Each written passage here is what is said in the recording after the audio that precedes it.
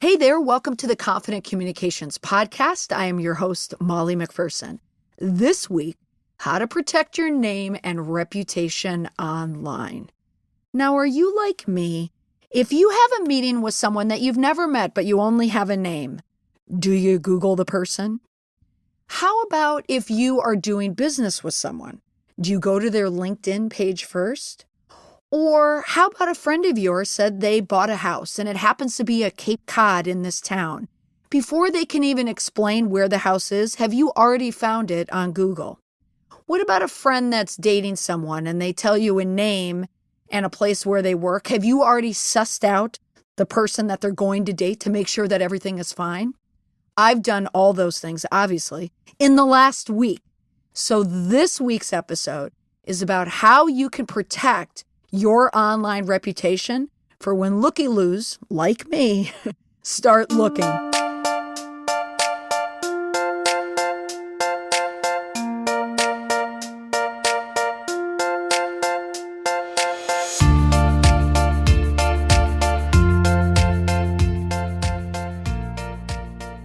The reason why I wanted to do this episode on online reputation is because I know it comes up a lot and people have a lot of fear around it.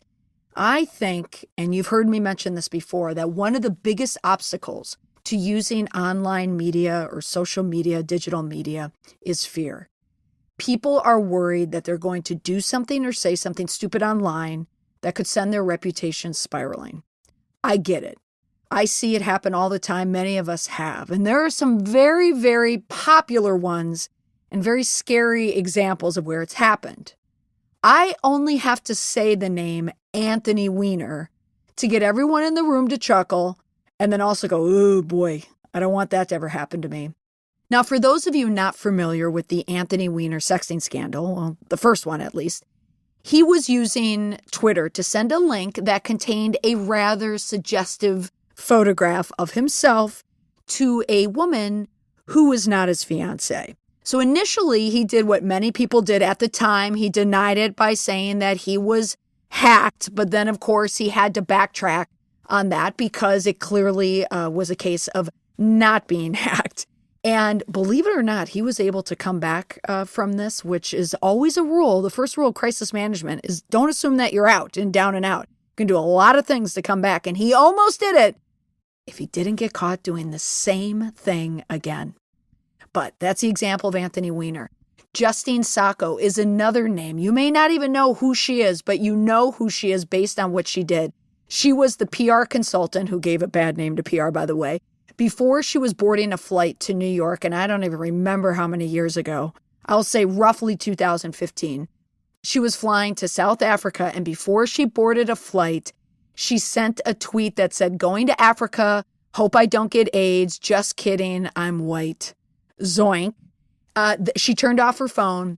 And then when she landed, she turned on her phone. And of course, it blew up. And then her life subsequently blew up after that.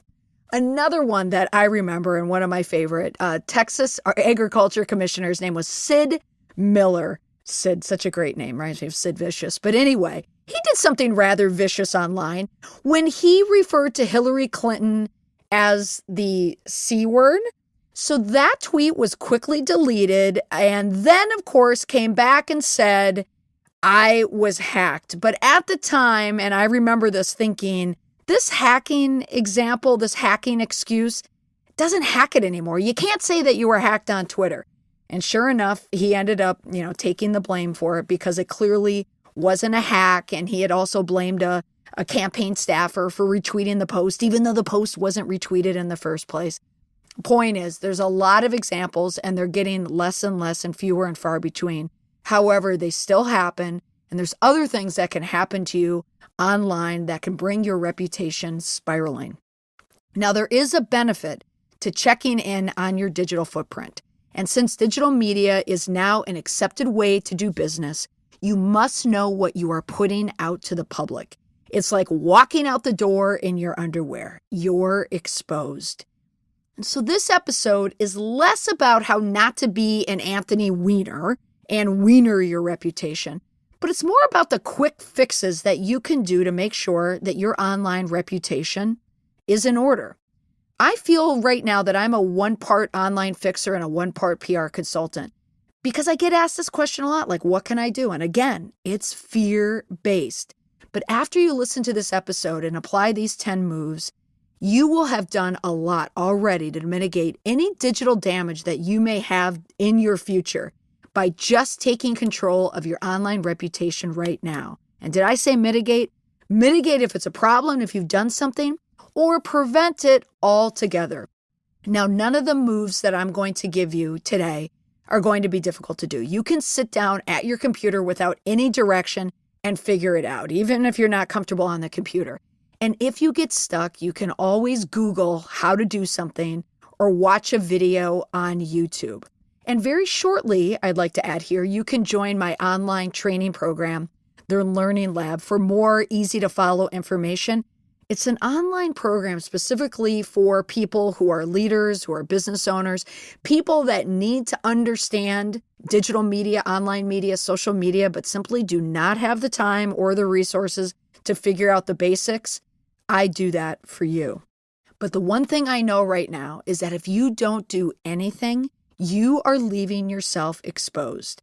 It does take a little bit of commitment and a little bit of time, but I promise you, you will feel better once you start taking these 10 moves to clean up or to protect your reputation. All it takes is one night sitting down at your computer with a beer, a wine, or a cup of tea, and you will be good to go. Now, these are the 10 moves that you must do now, and these are going to be quick, and again, they're going to stick. Number 1 is you want to audit your name. Audit your first name and last name together. Put your middle name in there. Put your married name in there, your maiden name in there, along with your company, your job, because remember, at some point in your life, you will be Googled, or you have been Googled multiple times. If you Google yourself, you're going to see what other people see. Now, there's a caveat to this. If you are Googling yourself on your computer using Google, Google knows that you are Googling yourself, and it is going to give you the Google hits and links that you want to see. So if you have your own website, it will probably bring up your own website, or it might bring up your Facebook if your Facebook is, happens to be open.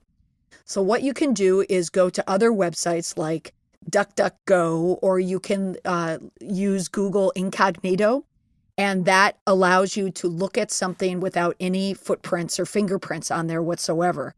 Or you can completely sign out of computer or use a different computer, or if you're at a computer from work, but whatever. But just know that Google does track you and they know who's on that computer.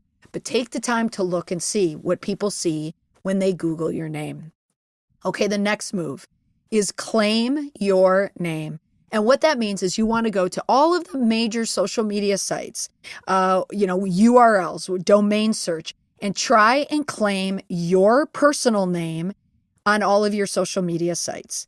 And make sure it's as close to your name as possible. The same applies to your business. If you own a small business, go to Google and claim it. If you do it, this will ensure that you get, the SEO credit that you receive for your business. Also, that you get the proper ratings and reviews, but also so no one confuses you with another business that has the same name. Now, when I mention claiming your name on social media, what that means is if you go to Twitter or Facebook or Instagram, you want to use your name that's closest to you, especially if you're a professional. You want it to be as close to your first name and your last name. And where this is important, especially on a site like Twitter, that's a very professional site. When people want to tag you on another tweet, or you're included in a mass tweet together, people will read your handle, which is at Jane Doe or at John Doe. If it closely resembles your name, it's like just reading your name. But if you have something a little goofy in there, or something that's just kind of funny, haha, or maybe it relates to a sport or where you went to school or something that you're a fan of, people aren't going to know it's you. They're going to have to click it to find out, well, who's this person? And it also may reflect differently on you if the name represents something completely different. So you can put whatever you want in the bio about all the things that you love or what you're a fan of, but try and keep your name just about your name. The next move is listening. And what listening means in the online world is monitoring. So you want to monitor your name, your business name, as often as you can, or at least try to automate it. One of the easiest ways that you can do this is by using Google Alerts. A Google Alert allows you to monitor anything that you want. You can put your name and you can put your company name next to it. Any subject matter that you want to follow. Now, for my example, Molly McPherson, I have a Google Alert. Now, unfortunately, every time Molly McPherson's, the pub in Savannah, Georgia, puts something out online, I get a link to it, which is fine because I travel to Savannah. But also anyone with my name might creep in here and there. But Google's starting to learn who you are.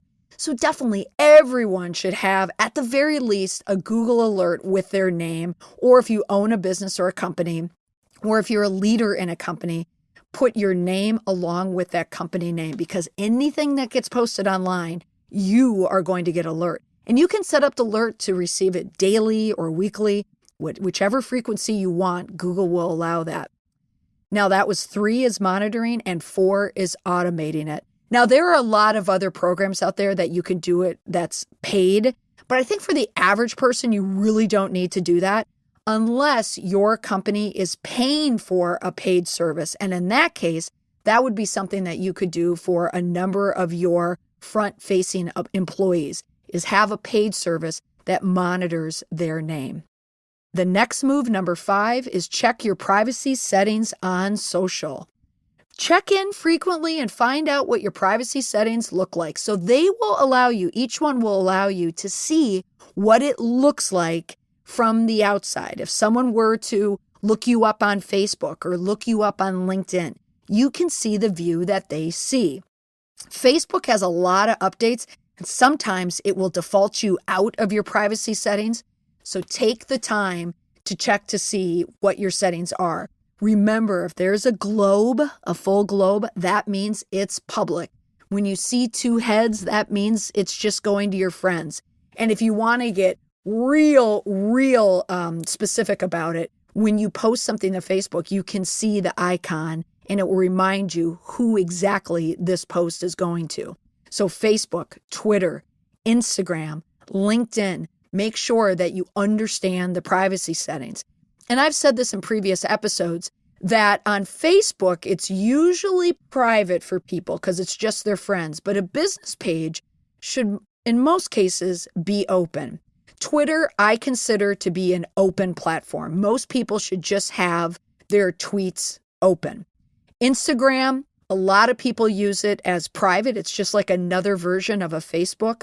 I personally have it open because it's my business account.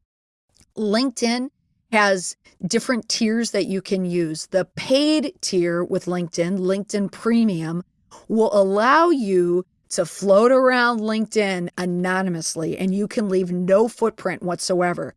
But be warned, and I know a lot of people don't know this, if you're using the free version, if you don't set the settings properly within like the premium, people will know that you're looking at them. Now that necessarily isn't a bad thing, because every time someone searches me, at some point, like every month or so, I'll look who's searching me and I'll try and figure out why. I wonder why they're doing that. It's great intel, especially if you run your own business, because you want to know who's looking you up. Okay, the next move is a profile check. Look at your profile on the social media networks. Are you including too much information?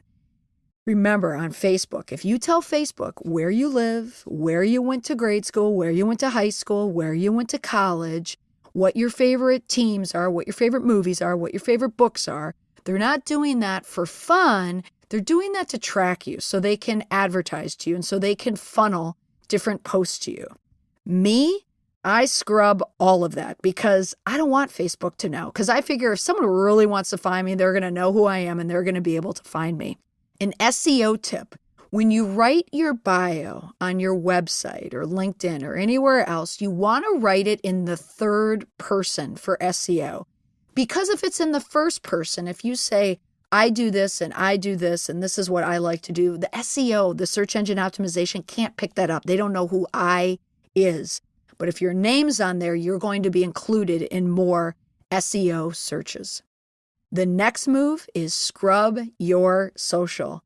You've heard me talk about it in the past on this episode. How many people get caught up with bad tweets from their past? It happens to a lot of athletes that when they were in the minors or they were in high school, they posted very stupid, immature things, specifically on Twitter. That seems to be the social network for previous dumb tweets. But you can use programs that do mass ejections of old sites like Tweet Deleter or Tweet Delete. It will allow for a mass deletion. I'll include the links in the show note to both. But make sure you take the time and go into your social media accounts and scrub them. It doesn't take that much time, but one bad post can do a lot of damage. 8, check YouTube for any video that you may be a part of and you have no idea.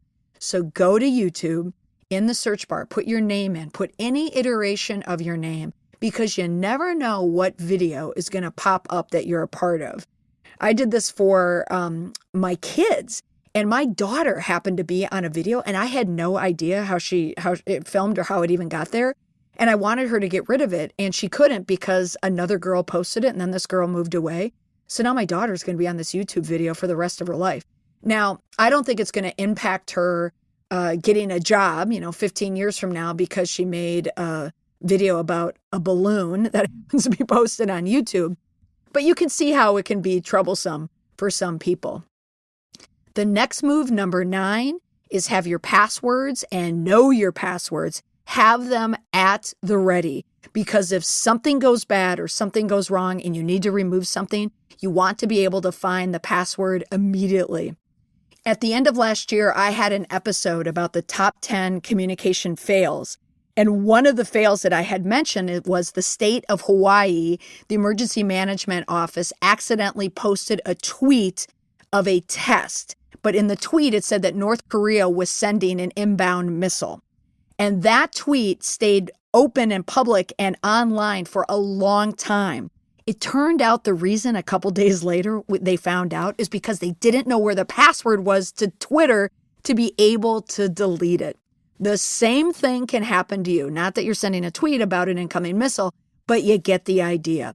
You want to be able to shut down all of your social if you can all at once. And you can usually do that if you run through a social media platform or dashboard like a Hootsuite or Sprout Social. They have kill switches on there that you'll be able to shut down all your social media at once.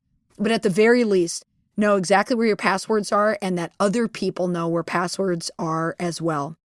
And then last move, number 10, is be vigilant and consistent by checking your name regularly. Consistency is the key to anything in life. On social media, if you post consistently, you're going to get a lot more organic reach. With exercise, if you exercise daily and you're consistent with eating well, you're going to lose weight. It's as simple as that. Consistency is the key to anything. The same applies to protecting your online reputation. Check in as frequently as you can. Set a date once a month, maybe the last Friday of every month. Put it on a to-do list. Just Google your name. Check in on your privacy settings. See how you're doing, and be sure to get the viewpoint and the visibility of how people see you online. Well, that's all for today's episode of the Confident Communications Podcast. Thank you so much for listening. I made this list of all the moves you need to protect your online reputation pretty easy to remember, but just in case a few of these tips didn't stick, you can download a cheat sheet directly from my website to use as a physical checklist or a coaster for your drink. Just head over to my website, mollymcpherson.com/reputation. That's mollymcpherson.com/ and then type the word reputation. For more tips, you can subscribe to the podcast on Apple iTunes, Stitcher, or wherever you listen to podcasts.